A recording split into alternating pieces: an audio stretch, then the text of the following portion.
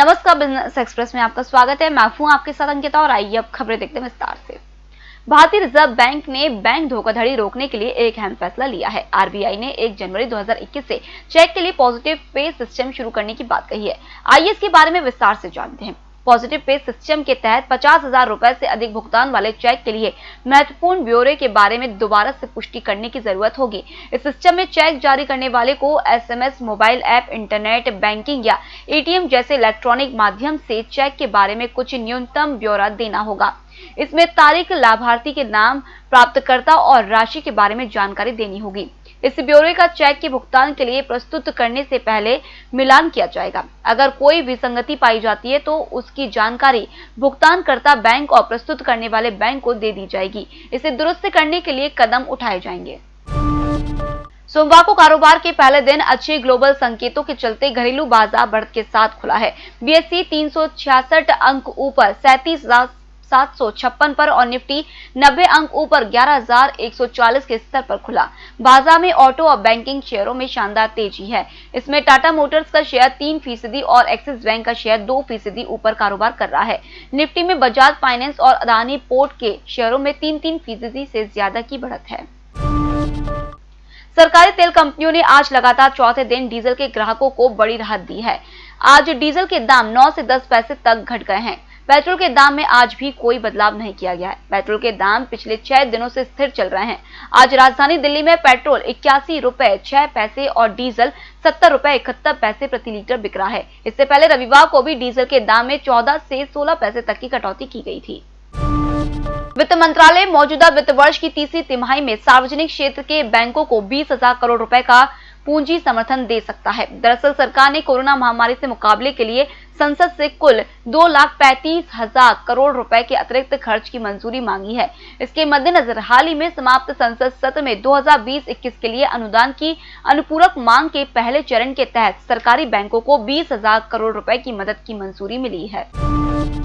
Qatar Airways समूह ने रविवार को मार्च में समाप्त कारोबारी साल में $1 अरब का घाटा दर्ज किया। कंपनी ने इस घाटे के लिए कई कारणों को जिम्मेदार ठहराया। इनमें 4 अरब देशों सऊदी अरब, संयुक्त अरब अमीरात, बहरीन और मिस्र द्वारा कतर का बॉयकॉट, कोरोना वायरस महामारी और एयर इटली का लिक्विडेशन भी शामिल है।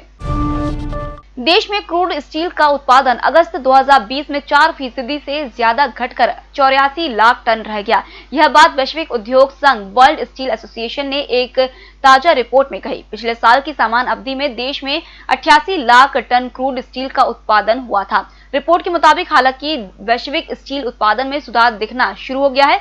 वर्ल्ड स्टील की रिपोर्ट में शामिल 64 देशों में क्रूड स्टील का उत्पादन पिछले महीने 0.6% बढ़कर 15 करोड़ टन रहा। हालांकि कोरोना वायरस महामारी से जुड़ी कठिनाइयों के कारण अगस्त के अधिकांश आंकड़े अनुमानों पर आधारित है, जिसमें बाद में संशोधन हो सकता है।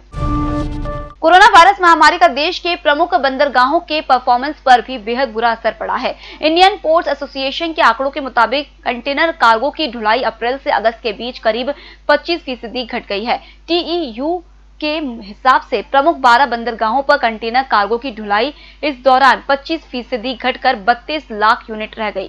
टन के हिसाब से इस दौरान कंटेनर कार्गो 22% घटकर 4 करोड़ टन रह गया। एक साल पहले की समान अवधि में इन बंदरगाहों पर कंटेनर की ढुलाई 43 यूनिट और टन के हिसाब से 6 करोड़ टन थी।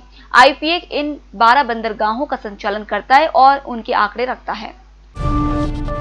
Department for promotion of industry and internal trade ने 24 प्रमुख सेक्टरों का चयन किया है। इन सेक्टर से जुड़े मंत्रालयों को देश को आत्मनिर्भर बनाने और मैन्युफैक्चरिंग को बढ़ावा देने के लिए एक एक्शन प्लान पर कार्य करने को कहा गया है। एक आधिकारिक बयान में यह जानकारी दी गई है। डीपीआईआईटी ने food processing, toys, furniture, agrochemicals, textiles, organic farming, iron, aluminium and copper, electronics, industrial machinery, leather and shoes और ऑटो पार्ट्स जैसे प्रमुख सेक्टर का चयन किया है। विदेशी पोर्टफोलियो निवेशकों ने सितंबर में अब तक भारतीय पूंजी बाजार से शुद्ध 476 करोड़ रुपए निकाल लिए। इस दौरान उन्होंने शेयर बाजार से तो शुद्ध निकासी की, लेकिन डेट बाजार में शुद्ध निवेश किया। विदेशी निवेश के इस रुझान का मतलब यह है कि यूरोप और अन्य देशों में कोरोना वायरस संक्रमण में फिर से हो रही बढ़ोतरी के कारण विदेशी निवेशक सावधानी बरत रहे हैं। डिपॉजिटरी के डाटा के मुताबिक 1 से 25 सितंबर तक एफपीआई ने शेयर बाजार में 4016 करोड़ रुपए की शुद्ध बिक्री की। इसी अवधि में उन्होंने डेट बाजार में 3540 करोड़ रुपए का शुद्ध निवेश किया। इस तरह से उन्होंने नेट आधा पर भारतीय बाजार से 476 करोड़ रुपए की शुद्ध निकासी कर ली।